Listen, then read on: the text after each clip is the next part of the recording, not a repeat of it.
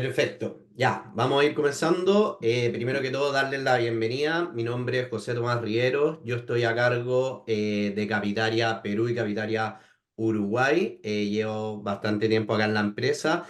Y con Ricardo Bustamante, que es el jefe, perdón, subgerente de estudio de Capitaria. Está a cargo de todos los temas de estudio, de todo el tema de mercado, tanto para Chile, Perú y Uruguay nos van a estar acompañando y vamos a ir comentando un poco qué es lo que se viene para este 2024 y también vamos a ver todo el contexto de lo que está pasando en Perú y oportunidades que se pueden generar acá. Bienvenido, Ricardo. Muchas gracias, José Tomás. Un placer, la verdad, compartir este webinar contigo. Buenísimo. Ya se está conectando algunos de la audiencia. Comentar un poco de qué se va a tratar este webinar. Este webinar vamos a plantearlo como un conversatorio donde vamos a ir conversando con Ricardo qué es lo que se viene para este 24, proyecciones, qué cosas van a ser claves para revisar en los mercados y también vamos a ir indagando en el contexto más latinoamericano, revisando oportunidades de inversión acá en Perú y también viendo contexto político, económico que está afectando principalmente a Perú. Entonces vamos a ir conversando de este tema, la idea es hacerlo de manera bien natural y mostrando distintas perspectivas y opiniones que tengamos, así que también muy abierto a que ustedes vayan dejando sus preguntas en el canal de preguntas o también en el chat para poder ir tomando sus preguntas, sus dudas y poder ir resolviéndola a medida que vamos conversando con Ricardo. Buenísimo. ¿Te parece, Ricardo, que partamos conversando un poco? Yo creo que la estructura la tenemos bien clara. Me parece bien interesante comenzar a conversar un poco en un contexto más global de qué está pasando en los mercados. Ya sabemos que el tema de inflación y las tasas de interés en Estados Unidos son claves. Si nos podrías comentar un poco de esta perspectiva más global de lo que se viene en el 2024. Perfecto. Es muy buena pregunta porque estamos con un escenario, saliendo de un escenario inflacionario en Estados Unidos. La inflación se ha estado controlando de manera ya más paulatina en los últimos meses, más agresiva hace aproximadamente unos 8 meses atrás, hasta un año y medio atrás, donde la situación inflacionaria ha sido protagonista. Primero, desde que comenzó la pandemia, donde hubo una caída muy fuerte en los precios en las grandes economías del mundo y a nivel global. Y después de eso, con unas políticas monetarias extremadamente expansivas, nos fuimos hacia el otro extremo, con una inflación muy elevada, un sobrecalentamiento económico muy fuerte, donde el exceso de consumo generó precisamente que los precios subieran. Y nuevamente estamos con un escenario más a la baja, precisamente, de la inflación. Eso a nivel generalizado en las principales economías del mundo y también lo podemos ver en los países de la región, por supuesto. Esta situación es muy importante porque hay que considerar que los bancos centrales, la principal meta que tienen es controlar la inflación. Bajo esa perspectiva, bajo ese punto de vista, deberíamos ver movimientos en las grandes economías en lo que respecta a las tasas de interés este año, ya después de una política monetaria bastante contractiva, donde precisamente se está desincentivando el consumo y desincentivando la inversión para que baje la inflación. Ya deberíamos empezar a tener algún giro con respecto a estas políticas, específicamente en Estados Unidos. Se está esperando que ya pronto veamos este giro en que se baje la tasa de interés, pero también vamos a ver qué es lo que sucede con la actividad económica. Después de tasas tan elevadas tanto tiempo, hay un impacto a la economía y se habla bastante del famoso soft landing en Estados Unidos, de un aterrizaje suave para su economía, para lo que es la actividad económica. Vamos a ver precisamente si es que este deterioro económico es muy fuerte o es suave, como se está esperando hasta el momento actual. Así que hay hartos temas que podemos ir desarrollando considerando estos tres factores claves: inflación, tasa de interés y también la actividad económica en el mundo, y por supuesto teniendo como gran protagonista a Estados Unidos, que hay un dicho muy sabio: Estados Unidos estornuda y el mundo se resfría. Por lo tanto, dependemos mucho de lo que pase con la economía norteamericana, José Tomás. Sí, bien interesante. A modo de resumen, entonces, para ir haciendo una conclusión de lo que vivimos en los años anteriores, tuvimos un 2022 con extremadamente mucha liquidez, un 2023 donde las protagonistas fueron estas alzas de tasa y las políticas monetarias contractivas, Y vemos un 2024 donde al parecer vamos a conocer algunas bajas de tasas, por lo menos de las principales economías del mundo, y ya vemos de mercados emergentes como países como Chile y Perú que ya se están conociendo. No me quiero adelantar a eso porque sé que es un tema bien interesante que vamos a tener que tocar un poquito en profundidad, pero ese es más o menos el panorama donde estamos parados hoy, ¿o no? Exactamente. La situación de las tasas de interés es muy clave, porque como bien tú comentas, se espera ya que este año comience esta baja de tasa, específicamente en Estados Unidos, pero aún no hay un consenso de cuándo se comenzaría esta baja de tasas y tampoco hay un consenso con respecto a lo que está pensando el mercado de las bajas de tasas, que las ve mucho más agresivas en comparación a las bajas de tasas que proyecta la Reserva Federal, el Banco Central de Estados Unidos, que las proyecta no tan agresivas como el mercado. Entonces, ahí vamos a tener un tema muy importante considerando cuánto va a ser la baja de tasa para el 2024. Y de eso va a depender mucho la evolución de distintos activos financieros, por lo tanto nos puede generar mucha oportunidad tanto a la alza como a la baja, precisamente para los que nos gusta hacer trading en el día a día. Perfecto. Oye, Ricardo, entrando ya a este tema de las tasas de interés que seguramente van a ser claves también el 2024, hoy día, ¿cuál es la perspectiva que hay, por ejemplo, en Estados Unidos, que como tú dijiste, viene a ser las principales economías o la principal economía del mundo, que lo que hacen ellos nos pega a todo el mundo? Hoy día, ¿cuál es esta perspectiva en el fondo de baja de tasas hacia el 2024? ¿Cuáles son los meses claves que tenemos que estar observando? Qué hacer esos factores que van a ir moviendo el mercado. Es muy buen punto, porque primero que todo, la Reserva Federal de Estados Unidos tiene 8 reuniones al año de decisión de política monetaria y en una reunión por medio, básicamente dan a conocer sus proyecciones económicas. Ya sea, una vez por trimestre se conoce esta proyección económica. Las últimas se conocieron en diciembre. Y en diciembre, que fue hace poco, conocimos que la entidad monetaria de Estados Unidos está proyectando una baja de tasas para este año de 75 puntos base, ¿ya?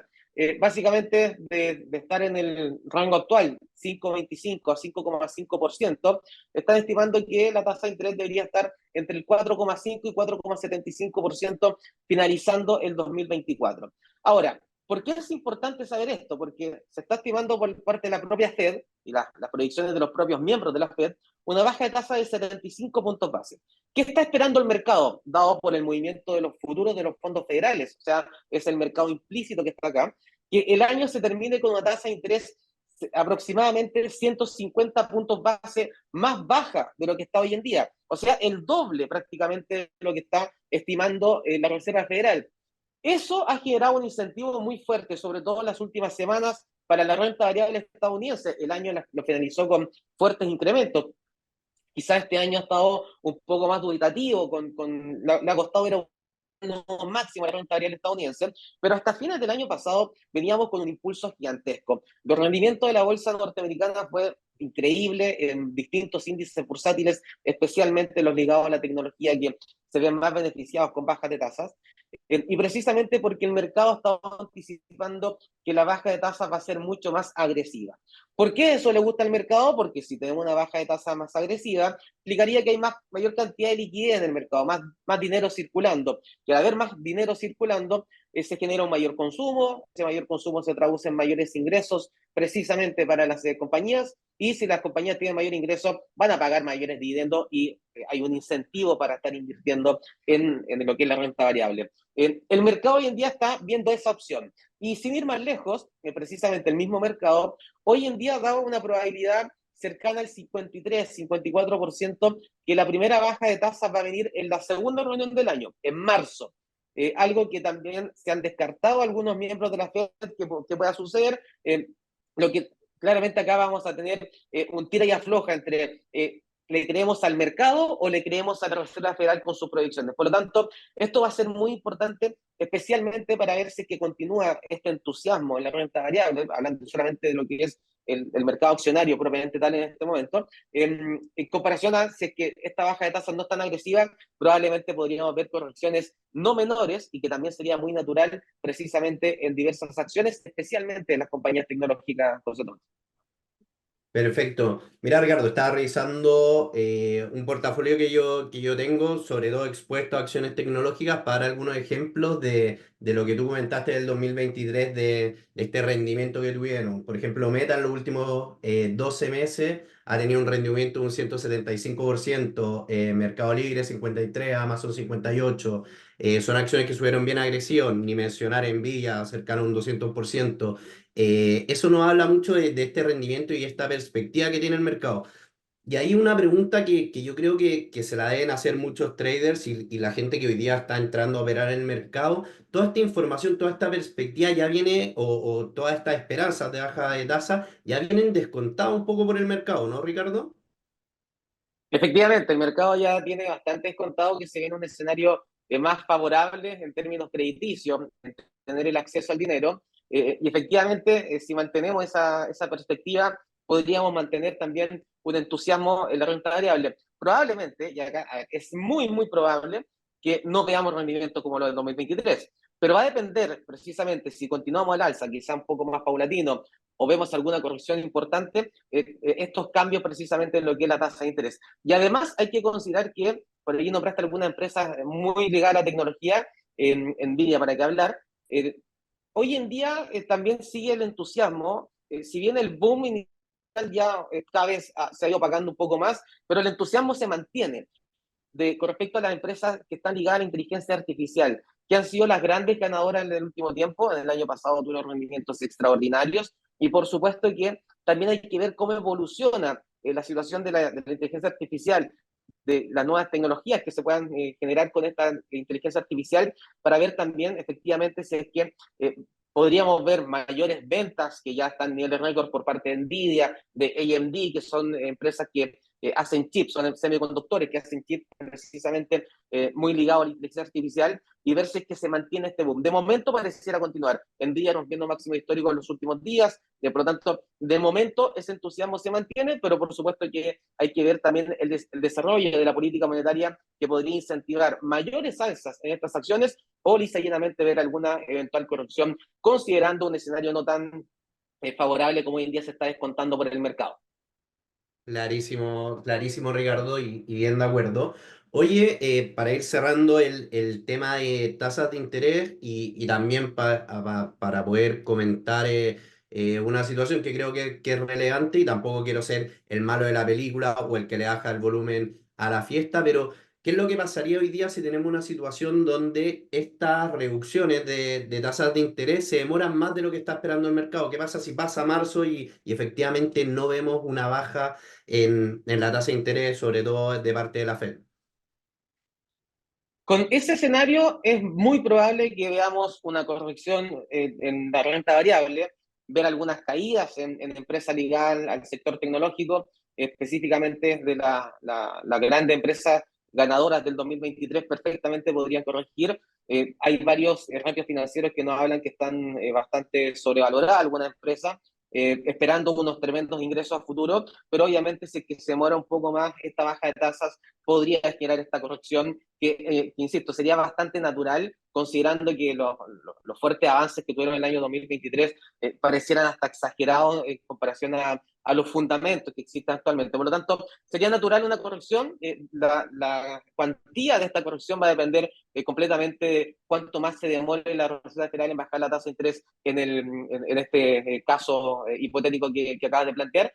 Por lo tanto, hay que estar muy atentos precisamente a esa situación. Y otro tema para estar bien atento es, por supuesto, la evolución de la inflación, que está extremadamente ligado a esta decisión de tasas. Y un gran factor de riesgo que puede existir hoy en día es que estos menores suministros por la situación que se está viviendo en el Mar Rojo, sumado, por ejemplo, una eventual organización de países exportadores de petróleo junto a sus países aliados que hagan una mayor reducción en la producción de petróleo, eso podría generar alzas en el precio del petróleo, alza en el precio de distintos otros commodities y, por supuesto, de lo que son los transportes, considerando que la situación del Mar Rojo pareciera tener un impacto de momento no tan fuerte en el mercado, pero si se empieza a extender cada vez va a ser una bola de nieve que va generando un proceso inflacionario. Si es que vemos que estos fenómenos impactan precisamente la inflación, ahí la Reserva Federal debería mantener la tasa de interés. Por lo tanto, para ver, por lo menos en las próximas 2 o 3 reuniones, para ver esta eventual evolución de las tasas de interés, hay que estar muy pendiente a las cifras inflacionarias, especialmente en las grandes economías, para ver efectivamente el desarrollo de la política monetaria de cara al 2024. Perfecto. Oye, Ricardo, ya que entramos un poco al efecto que tiene el precio del petróleo con la inflación y todo este conflicto que estás comentando del Mar Rojo, creo que puede ser bien interesante poner en contexto a las personas que nos están viendo de qué se trata este conflicto y por qué afecta el precio del petróleo y esto eventualmente también a la inflación a nivel mundial. Sí, lo que hemos visto en el último tiempo es que los hutíes están atacando distintas embarcaciones, ¿ya? Embarcaciones estadounidenses, inglesas, en distintos lugares del mundo. El problema es que tenemos en el Mar Rojo un paso directo que si es que si es que no está habilitado este paso, hay que dar una vuelta muy, muy extensa, de hecho por debajo de África, para que pasen lo que las distintas naves, digamos, de estos barcos, las embarcaciones que están trasladando bienes en el mundo. Y cuando hablamos de bienes, estamos hablando de que están trasladando desde bienes que son minoristas, teléfonos, televisores, etcétera, hasta contenedores que pueden tener combustible, materias primas, etcétera. Por lo tanto, si es que se genera que precisamente tenga que pasar por debajo de África, por esta situación de conflicto que se está viendo de Marcos, donde se está atacando precisamente algunos barcos, esta situación va a generar, primero ya se está viendo un impacto en lo que es el costo para trasladar los distintos bienes. Y ese mayor costo después se tiene que traducir lamentablemente a los consumidores. Si es que esto se sigue extendiendo, también va a generar menores suministros, porque a medida que se demora más tiempo en llegar al destino, hay una escasez momentánea que también va impulsando los precios. Por lo tanto, el gran impacto que se va generando es que de momento es bien paulatino, pero si esto empieza a escalar, por supuesto que vamos a empezar a ver un efecto inflacionario. Por ejemplo, que el precio del petróleo tenga algún impulso adicional, que materias primas tengan mayores precios y que los productos estén llegando a los destinos con un costo mayor y por lo tanto tienen que venderlo más caro precisamente para marginar quienes son los importadores de cada uno de estos países de los productos que están llegando del exterior. Por lo tanto, debería generar eso un efecto inflacionario mientras se extienda este conflicto en el Mar Rojo.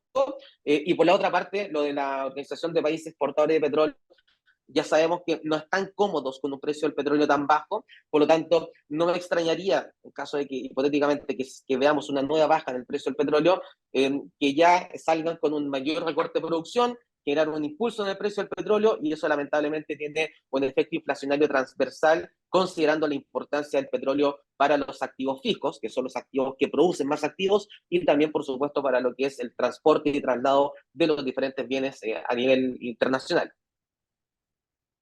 Entonces, como conclusión en el tema del petróleo, por esta situación del Mar Rojo, vemos una presión más alcista hacia el petróleo, por la perspectiva un poco de la OPEP, en manejar un poco la oferta del petróleo, también vemos tal vez una perspectiva más alcista y tomando una posible reactivación económica, pensando acá a fin de año, donde vemos repuntes tal vez de algunos países que venían un poco con un PIB más bajo, podríamos ver, o la perspectiva sería que tal vez vemos el petróleo teniendo un año bastante alcista para el 2024, ¿no, Ricardo?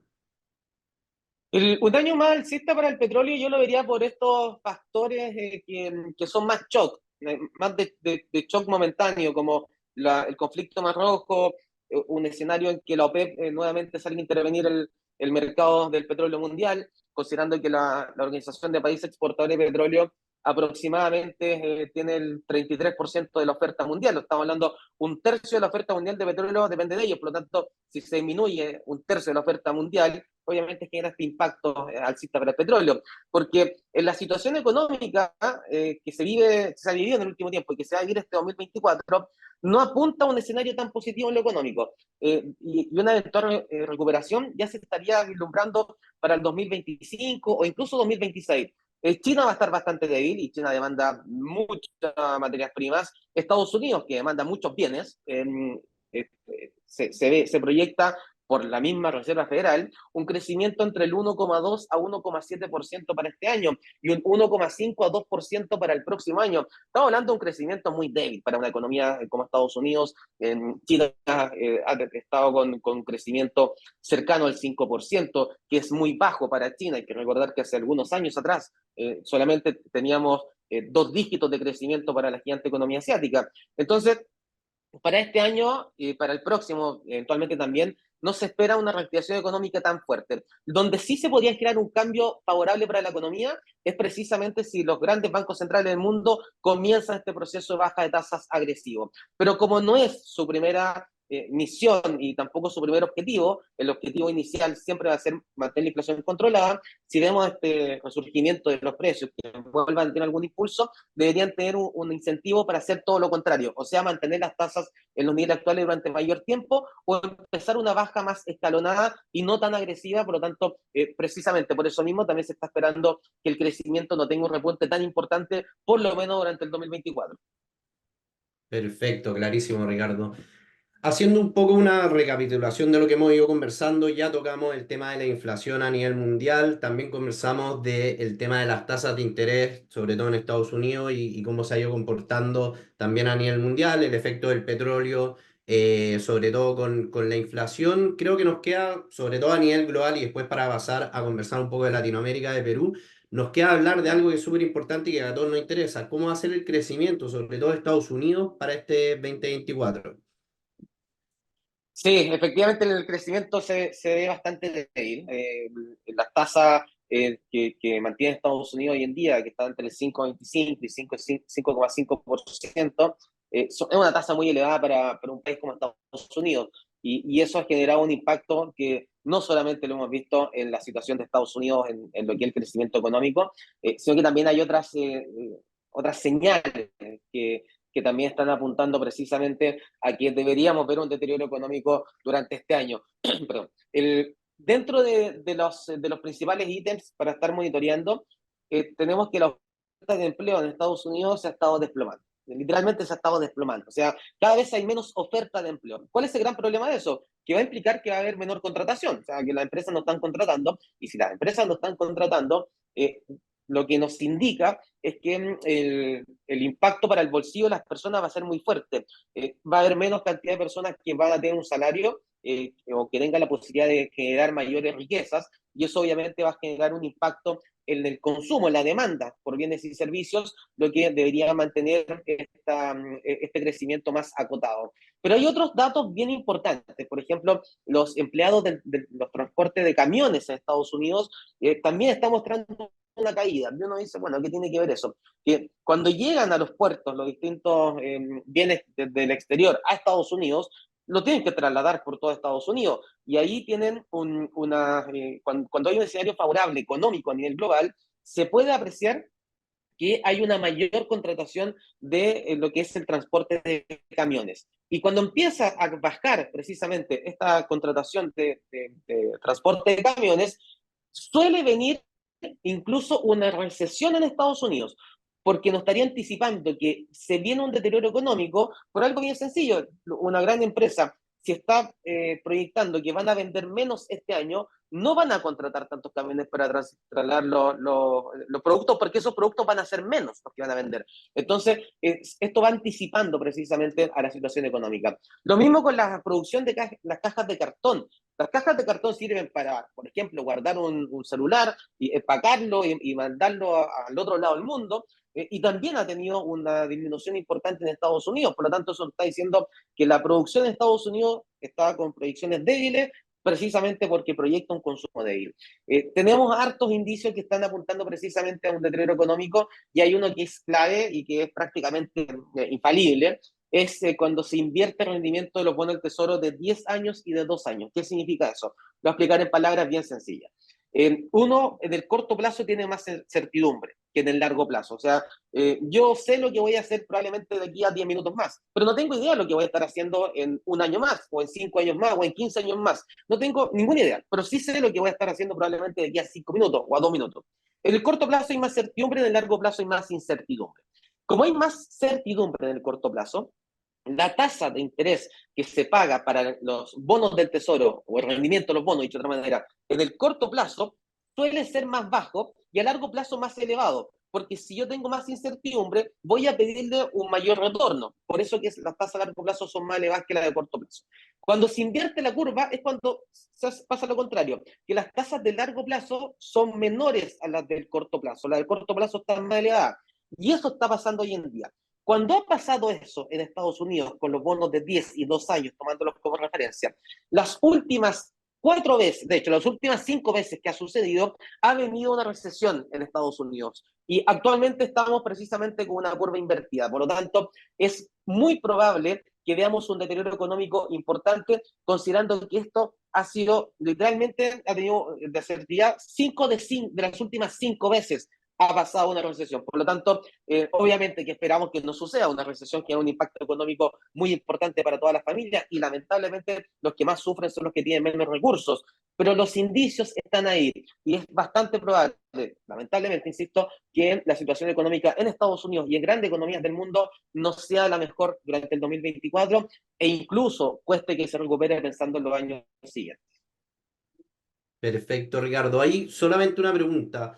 Si retrocedo un poco, llegando a principios del 2023, ya veníamos hablando de una posible recesión en Estados Unidos. Muchos dijeron que el 2023 iba a suceder y no sucedió. ¿Por qué el 2024 y cuál es el impacto? ¿Cierto? O podría el mercado tenerlo un poco más descontado este tema de la recesión? ¿Y qué es lo que impacta? ¿Impacta qué tan grande es esa recesión? Si es una recesión más pequeña, ¿cómo lo ve hoy día el mercado? ¿Qué perspectiva hoy día hay en el mercado de esta posible recesión?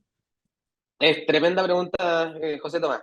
En primer lugar, efectivamente, para el 2023 se estaba esperando que pudiera venir una eventual recesión y a comienzo del año pasado todo apuntaba a que el 2023 iba a haber una recesión. Finalmente no se dio. Hubo datos que sorprendieron, datos de consumo en Estados Unidos de ventas minoristas que sorprendieron favorablemente. Bueno, sin ir más lejos, hoy conocimos un dato mejor a lo esperado precisamente de ventas minoristas en Estados Unidos, pero el año pasado fue sorpresivo en datos económicos en Estados Unidos. Ahora, ¿por qué podría ser distinto hoy en día? Por algo bien sencillo, porque la tasa de interés está en los niveles máximos de un par de décadas en Estados Unidos, pero está en niveles durante mucho tiempo. Ya lleva mucho tiempo la tasa del 5,25 a 5,5%. Mientras más tiempo la tasa esté elevada, más difícil es acceder a un crédito, generar un impulso económico, un ciclo favorable para la economía. Por lo tanto, mientras más tiempo nos demoremos en mantener las tasas elevadas y en no bajarlas, eso va a implicar que debería venir un impacto cada vez más fuerte para la economía. Y precisamente por eso el 2024 hoy en día se está especulando que se podría generar este deterioro. ¿Qué podría evitar un deterioro importante? Claramente una baja de tasas, que el mercado empieza a decir, ok, viene una baja de tasas, algo que es favorable, por lo tanto se va generando un incentivo más positivo precisamente para la economía, pero al momento inicial tiene el efecto contrario, hay que tener ojo con eso, porque, por ejemplo, si yo quiero comprarme una vivienda, y bueno, la vivienda no es un buen ejemplo porque es una tasa a largo plazo que depende de otros factores, pero yo quiero comprarme, por ejemplo, un vehículo y voy a pedir un crédito a 2 años, ¿ok? Si yo quiero pedir el crédito a 2 años, que ahí responde 100% la tasa de corto plazo, que es la tasa de referencia, probablemente si yo digo, bueno, la tasa hoy en día está en 5,25 a 5,5% en Estados Unidos, si la bajan no sé, a un 5%, voy a poner cifras, digamos, solas, si la bajan a un 5%, probablemente en la siguiente reunión va a bajarla al 4,75, después al 4,5 y después al 4,25. Quizás me conviene esperar un poco más. El hacer esta demanda por este crédito para sacar un nuevo vehículo, para comprar un nuevo vehículo. Quizás me conviene esperar unos 6 meses más y voy a conseguir una tasa más atractiva aún. Entonces, inicialmente puede generar este efecto contrario, en que la gente va a aplazar el consumo actual pensando en que puede encontrarlo en un mejor escenario. Por lo tanto, ese indicio de que pronto venga la baja de tasas es favorable en términos del ánimo pensando en el futuro, pero en el momento inmediato incluso puede ser algo negativo para la actividad económica. Por eso que también hay que estar bien atentos con respecto a cómo lo comunica la Reserva Federal y por supuesto que bueno, son expertos en generar una comunicación que no tenga un impacto tan fuerte en los mercados, pero hay que estar muy, muy atentos a cómo sea esta comunicación y por supuesto a cuándo ya comenzaría este eventual proceso de baja de tasas que, para ser bien honesto, yo creo que debería venir quizás no en enero, o sea, en enero ya es muy difícil. En marzo lo veo también poco probable, pero en la siguiente reunión es bastante probable que ya Reserva Federal comience con este proceso de baja de tasa, José. Perfecto, Ricardo. Creo que ya mapeamos un poco a nivel global cómo se viene tanto en temas de inflación, tasa de interés, crecimiento. Entremos un poco a un contexto más latinoamericano, específicamente un contexto relacionado a Perú, donde, sobre todo en perspectiva económica y contexto político, están en una situación bien, bien especial, donde ya podemos empezar a revisar, por ejemplo, el crecimiento que ha tenido y ver un poco qué es lo que se proyecta al 2024. Algunos datos para ir comentando, Ricardo, y creo que siempre es interesante retroceder un poco y ponernos en contexto de qué es lo que pasó, qué cosas vivieron los peruanos, sobre todo fines del 2022 y principios del 2023. Algo que es súper importante para la economía y que le puede pasar a cualquier país. De hecho, en Chile el 2018 pasó. Cualquier incertidumbre o temas de contexto político que genere incertidumbre son bien, bien potentes y pegan también directamente en el crecimiento, en la inversión privada y en el contexto económico del país. Perú en el 2022, terminando el 2022, tuvo todo el tema de esta crisis política con el tema de Castillo y eso generó bastante incertidumbre que después vamos a abordar y vamos a comentar un poco el contexto político de Perú, pero en términos generales causó bastante incertidumbre y manifestaciones sobre el primer semestre del 2023. Y no me causa tanto ruido lo que pasó, sobre todo con el crecimiento que tuvo Perú con su PIB durante el 2023 y que hoy día está prácticamente a puertas de cerrar el 2023, cuando ya conozcamos al final el crecimiento que hubo en diciembre, pero con una recesión. De hecho, venía Perú en los últimos 6 meses en terrenos negativos en PIB, ya estando en una recesión técnica. El último dato que se conoció fue levemente positivo, pero no cambia el panorama de crecimiento económico del 2023, también haciendo caer el PIB cerca de un 0,57%, lo cual prácticamente lo deja a puertas de cerrar el 2023 en una recesión. Entonces, no sé, Ricardo, si nos puedes comentar un poco cuánto puede pesar un contexto político o cuánto puede pesar esta incertidumbre a nivel local en los resultados económicos que puede tener un país.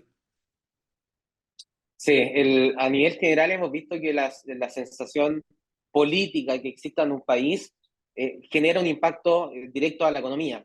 ¿Y de qué manera? No tanto por las políticas que se pueden generar de forma inmediata, porque para eso necesita cierta evolución de tiempo, pero sí en lo que es la confianza y especialmente en lo que es el mercado cambiario.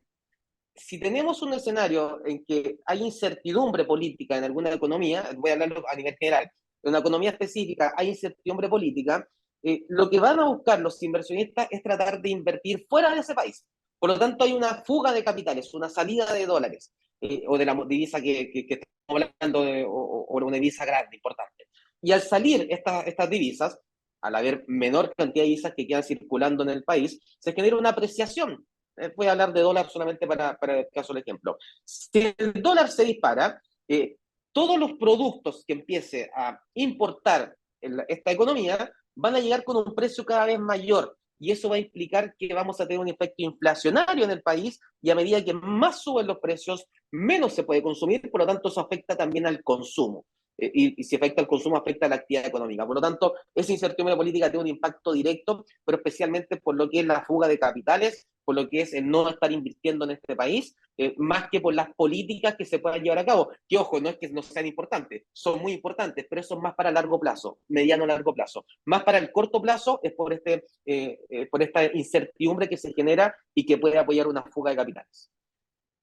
Perfecto, ahí para poner un poco de contexto, los últimos datos del PIB en Perú que conocimos, que sí bien son arriba y no son negativos, vienen principalmente impulsados por el sector minero. Entonces también hay que tener harto ojo, después vamos a revisar de cómo se va comportando, por ejemplo, commodities como el cobre y cómo eso van a ir afectando a la economía peruana. Conversemos un poco, ya que hicimos un poco una recapitulación de lo que fue el 2023, entremos un poco a las proyecciones que ya distintas instituciones están hablando que podrían que podría manifestarse en Perú. Hoy día el Instituto Peruano de Economía ya está hablando de unas proyecciones de crecimiento cerca de un 1,9%, donde seguramente va a mejorar el gasto privado, va a bajar la inflación y también van a haber mejores condiciones de financiamiento que van a empujar a ese crecimiento económico. También el Fondo Monetario Internacional tiene una perspectiva de que Perú va a crecer cerca de un 2,7% en el 2024 y que va a mantener una inflación cerca de un 2,9%, lo cual está dentro del rango meta que tiene el Banco Central, el Banco de Reserva del Perú. Está dentro del rango meta que es 1 a 3%. Entonces, por lo que vemos un poco de perspectiva, y que también el BCP está cerca de un 2% de lo que espera de crecimiento, la perspectiva para Perú hacia el 2024 se ve distinto a lo que vieron en el 2023. Se ve una especie de rebote en este crecimiento económico. ¿Por qué pasa ese fenómeno viendo un 2023 bien complicado que vivió la economía peruana? Acá hay que considerar que tenemos también un efecto de comparación, ¿ya? Si uno viene de un año muy malo económicamente, hay mayor posibilidad que el siguiente año sea bastante más favorable.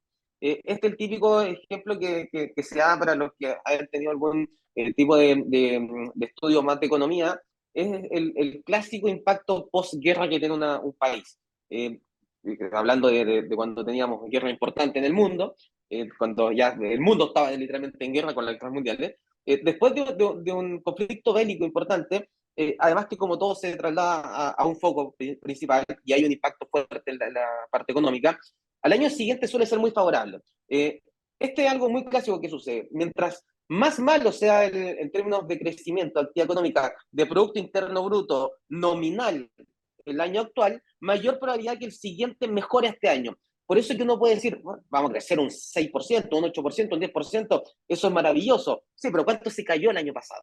Es como cuando baja el precio de una acción, bajó 50%, bueno, después subió un 50%, ¿llegó donde mismo? No, de hecho todavía le falta un 25% más por recuperar desde esa gran caída. Entonces, se va generando este efecto que es un poco un cierto espejismo, porque la realidad nos habla que la caída ya sido tan fuerte que esta recuperación ni siquiera alcanza a compensar esa caída. Entonces, por eso hay que tener mucho ojo cuando vemos los datos de crecimiento económico, ver si es que veníamos de un escenario normal o veníamos de un escenario muy negativo, porque si es si es muy negativo, maravilloso que estemos creciendo, por supuesto, como economía, pero lo podemos poner más con más contexto precisamente, si es que se ve más por un rebote, considerando que es mucho más sencillo superar lo que se hizo el año pasado, o porque viene con un crecimiento sostenido en la economía.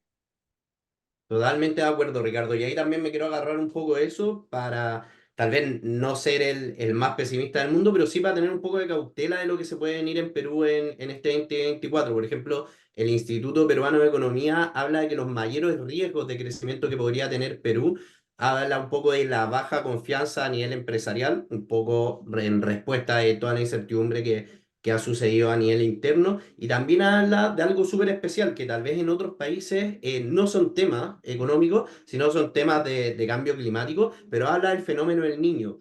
¿Y por qué es tan importante el fenómeno del niño? O acá en Perú lo separan en dos etapas, el niño costero y el niño global.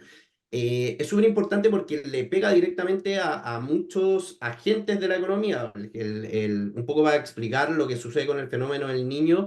Este fenómeno genera muchas lluvias e inundaciones y sobre todo en la parte de la costa peruana, lo cual lógicamente le va pegando a distintas industrias, por ejemplo el sector agropecuario, todo lo que es pesca, le pega directamente relacionado, sector minería, por temas de inundaciones y transporte, construcción, lógicamente con inundaciones hace mucho más difícil la construcción, transporte, comercio, etcétera. Entonces, mientras que tengamos este fenómeno del niño que de manera positiva, hoy día ya conocemos que el Estudio Nacional del Fenómeno del Niño habla que para el 2024 va a ser más débil y que debería estar ya controlado, llegando a marzo en un estado más neutral. que eso es positivo para la economía de Perú, pero siempre este fenómeno puede ser una amenaza a lo que genere de crecimiento Perú en el 2024, ¿cierto, Ricardo? Efectivamente, sí, sin lugar a dudas. Perfecto. Entremos a conversar un poco de los temas inflacionarios que vivió Perú el 2023 y también estos temas de tasa de interés. Me encantaría hacer una comparación un poco de cómo se comporta las tasas de interés de países como Estados Unidos o países desarrollados versus estos países emergentes. Un poco para dar algunos números, la inflación en Perú terminó cerca de un 3,24% en 2023. Ya comentamos en la meta del Banco Central de Reserva del Perú, es cerca de en un rango de un 1 al 3%. Eh, y también la tasa de interés que en el fondo que ha ido bajando en el último tiempo está en un 6,5, bajó 0,25 puntos base. Y ahí, Ricardo, me entra un poco esta duda. Vemos a estos países emergentes ya comenzar con este periodo o este proceso de baja de tasa y vemos países más desarrollados como Estados Unidos que ya lo proyectan hacia marzo de este año. ¿Por qué se genera esa diferencia? ¿Por qué los países emergentes hoy día están bajando las tasas antes de las economías principales del mundo? Sí, ahí hay algo bien importante. Primero que cuando tenemos un incremento inflacionario a nivel mundial, suele golpearle mucho más a las monedas, perdón, a los países emergentes, porque también se está apreciando el dólar, ¿ya? Porque el dólar se demanda como un activo de refugio. Eso implica que también los países emergentes empiezan a importar con un costo mayor, lo que se traduce en una inflación mucho más fuerte que en las grandes economías. Y ese escenario en específico lo que va generando es que los bancos centrales tienen que ser muy agresivos de forma inicial y anticipadamente a otros a grandes bancos centrales.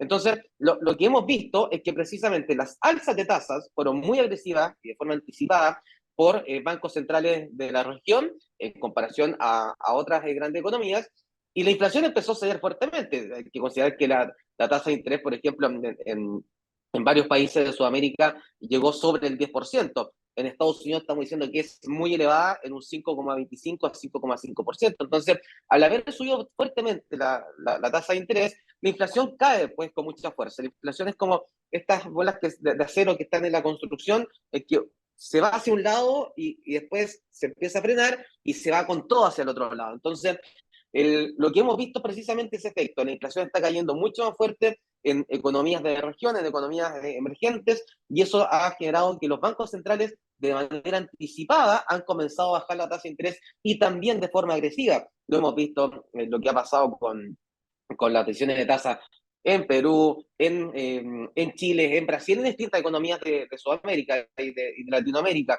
Y bajo ese punto de vista está principalmente por lo que genera también este efecto de mayor inflación, por un efecto cambiario, pero específicamente porque son economías que sufren mucho más en comparación a las grandes economías del mundo. Perfecto.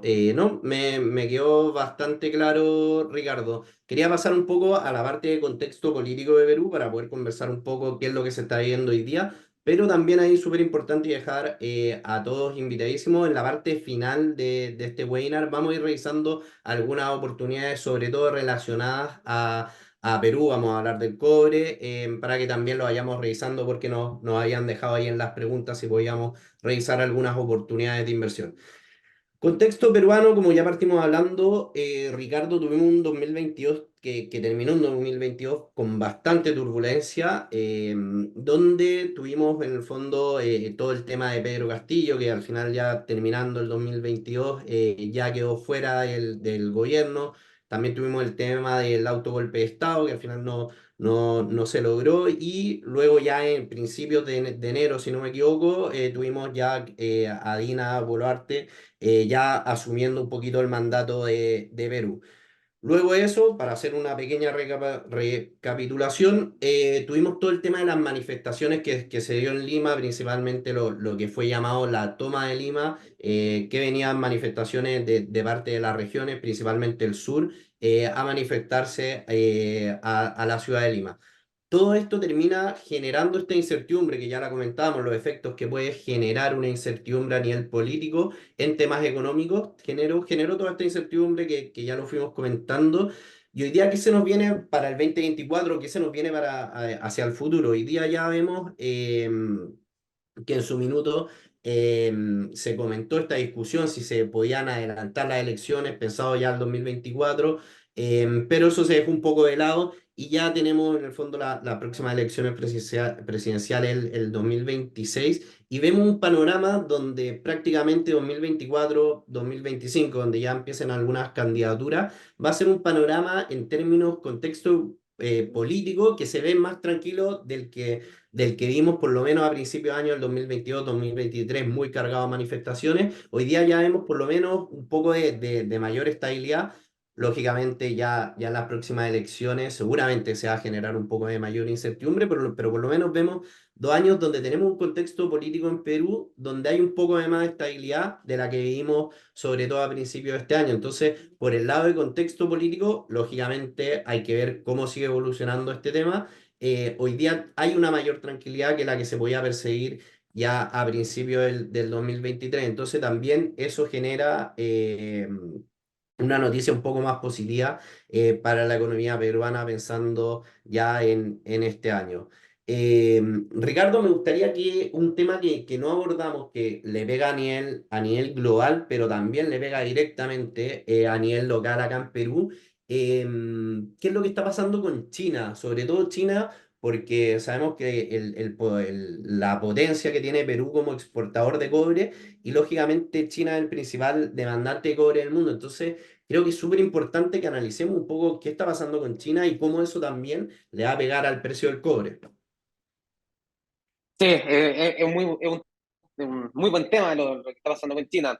China lamentablemente ya lleva un tiempo con una debilidad económica importante y lo peor de todo es que las proyecciones también son bastante débiles. Por ejemplo, se espera que para este año, esto dado por la OCDE, se espera que este año pueda crecer un 4,7%, el próximo año un 4,2%. Son niveles muy bajos, ¿ya? Son niveles muy bajos para una economía como una gigante economía como es China. De hecho, hoy en día todos están apuntando a que India, en términos de crecimiento económico y de Producto Interno Bruto, va muy encaminado para superar a China pensando en los próximos años.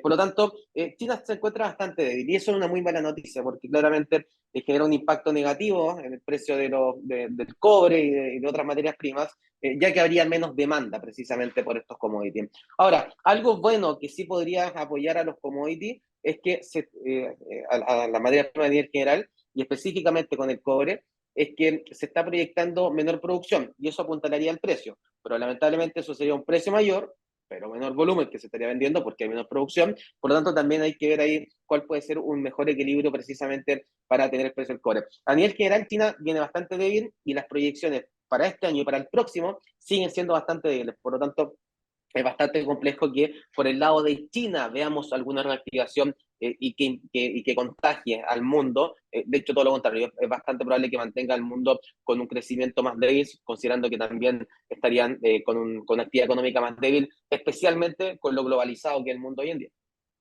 Hoy día entonces, Ricardo, para llevarlo un poco directamente al cobre, al tener un crecimiento pequeño en China, hoy día deberíamos ver una menor demanda de cobre, por lo que deberíamos ver que el precio del cobre, lógicamente, especulando con los datos que hoy día conocemos, debería tender a presionarse hacia la baja, ¿no?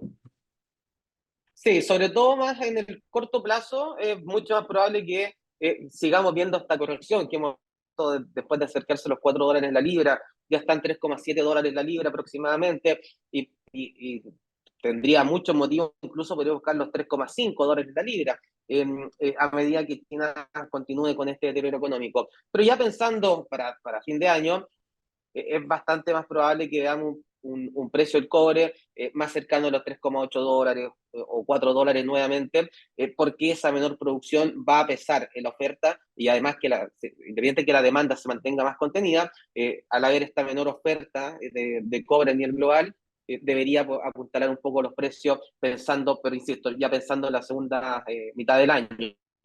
Obviamente, si es que el deterioro económico de China es mucho más potente al que se está especulando hoy en día, sería completamente inválida esta teoría y ya el precio del cobre incluso podría ir a buscar niveles menores. Perfecto. ¿Te parece, Ricardo, que revisemos en la plataforma algunos instrumentos que están muy relacionados, sobre todo el cobre, el dólar frente al sol peruano y también Buenaventura, que fue una acción que sí que nos dejó hablar harto en Perú? Que la revisemos en la plataforma, veamos algunos gráficos y comentemos un poco el contexto que podría venirse hacia el 2024. Por supuesto, vámonos. Perfecto, dame unos minutos para compartir pantalla.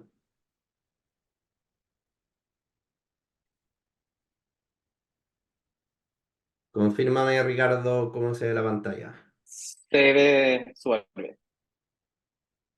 Perfecto, ahí se ve, ¿o no? Sí, se ve.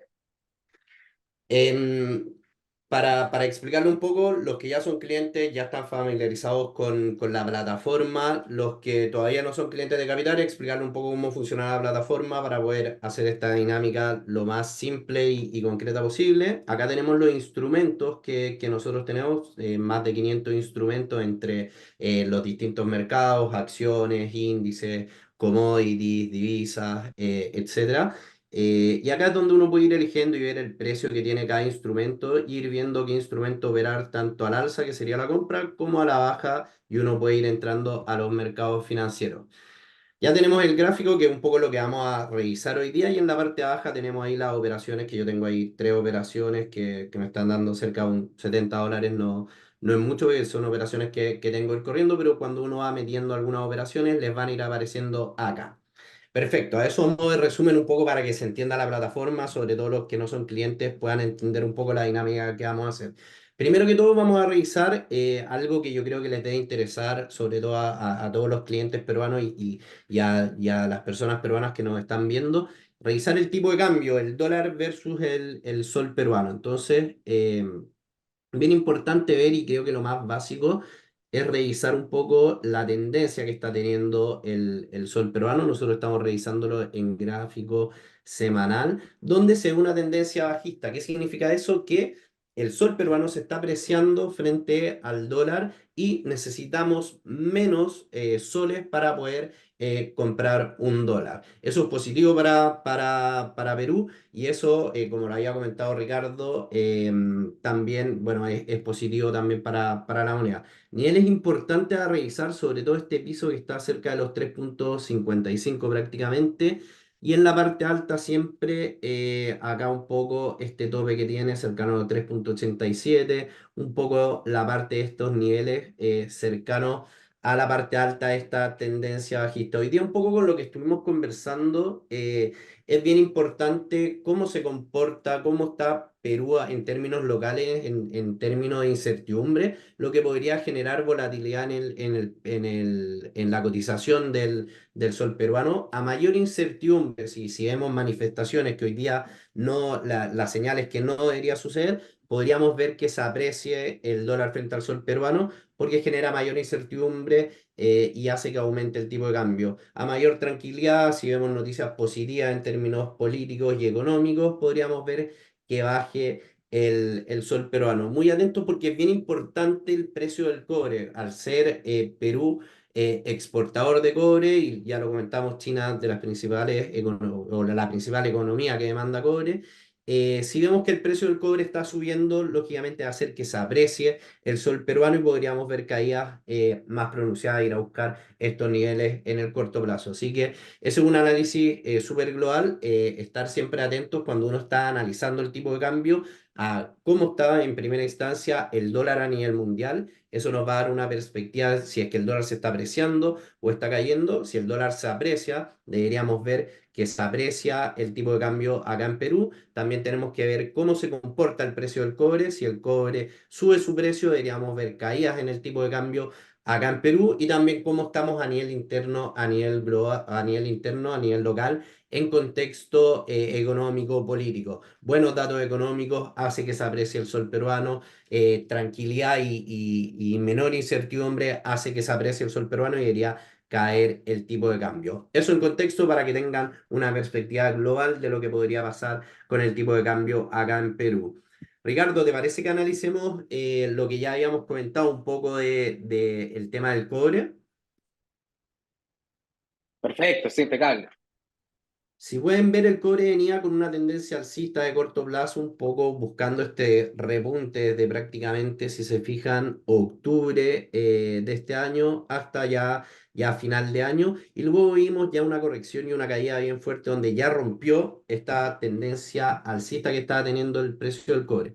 Pero si nos vamos a un nivel, a un gráfico un poquito más semanal, podemos ver que prácticamente viene lateralizando en estos sectores. Que vamos a marcar al tiro los precios cercanos a la parte baja, este piso, cercano a los 3,5 y la parte alta que ya nos comentó Ricardo, cercano a los 4. Entonces, ¿qué es un poco la perspectiva que podríamos seguir viendo, sobre todo en el precio del cobre? Podríamos ver una cierta lateralización entre los 3,5 y 4, que podría mantenerse hasta que tengamos datos de China que generen movimiento y que nos den una perspectiva un poco más de cómo se podría venir este 2024. ¿Algún comentario, Ricardo? ¿Algo que queramos agregar en el precio del cobre?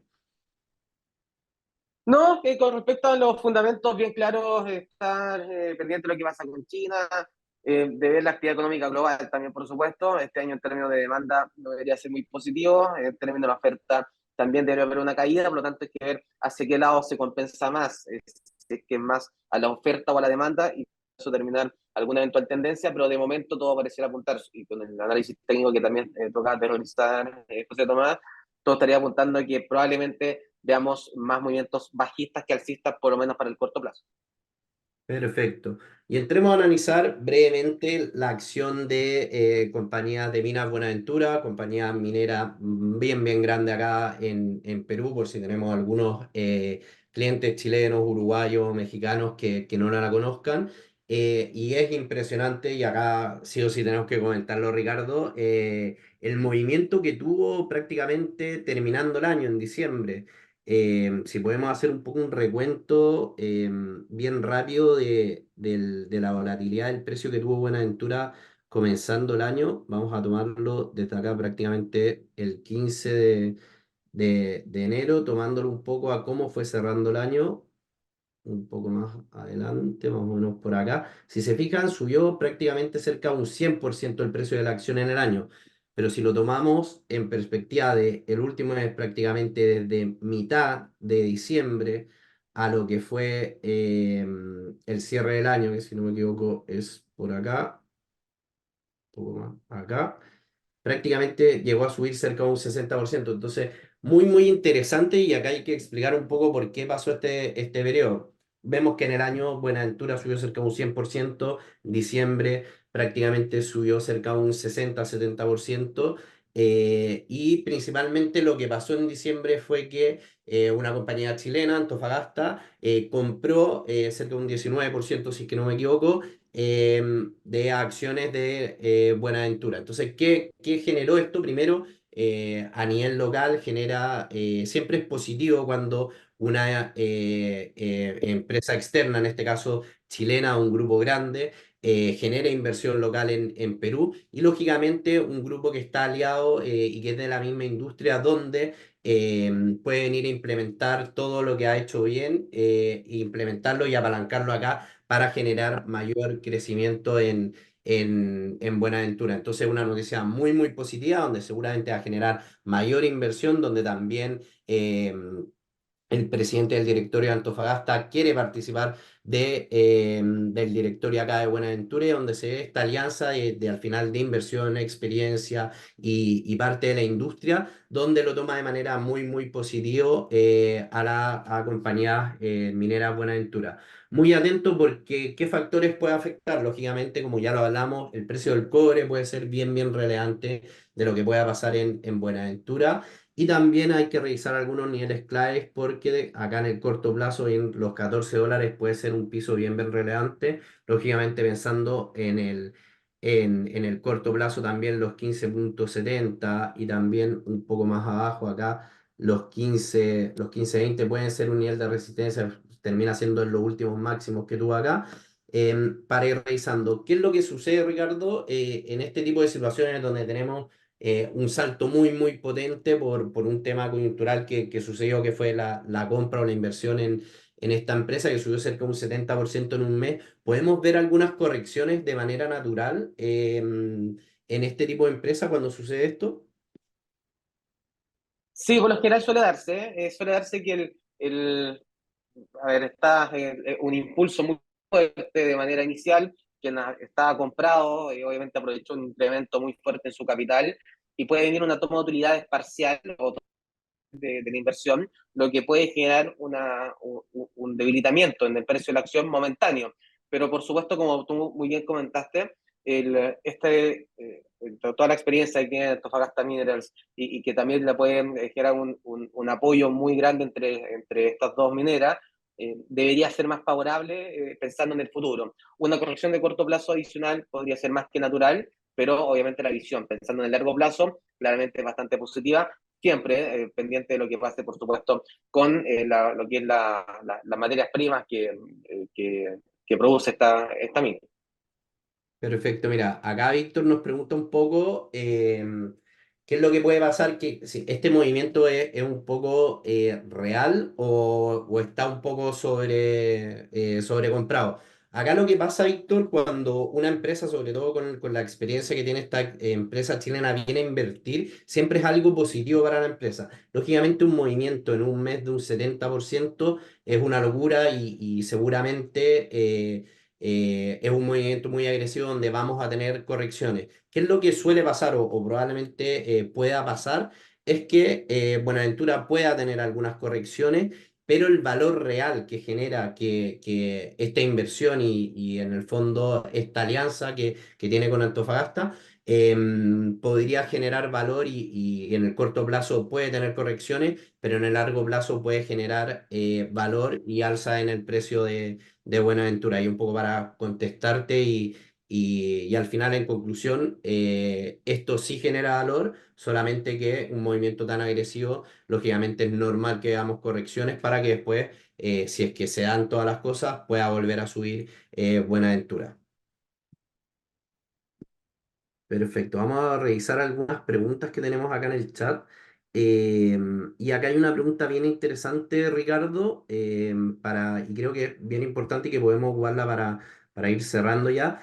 Una de las preguntas que nos comentan y que pasó en Chile, y si nos puedes comentar un poco el caso de Chile que también pasó acá en Perú, el tema de la AFP. Cómo este tema de los retiros de AFP genera un poco de distorsión en el mercado y qué instrumentos se ven afectados a nivel local. Coméntanos un poco con el Sí, caso de Chile, cómo se puede replicar. exacto. El retiro de fondos de AFP, del dinero de fondos de AFP, genera mayor cantidad de dinero circulando en la economía, lo que claramente va apoyando que la inflación sea mucho más elevada en un corto plazo. Vimos ese caso en Chile, vimos que se trató de generar una solución pensando en el deterioro económico que generó la pandemia COVID-19. Ahora, eso en desmedro de peores pensiones futuras, o sea, la jubilación va a ser eh, menos cuantiosa en términos de capital que van a tener las personas debido a estos retiros de fondos de FP.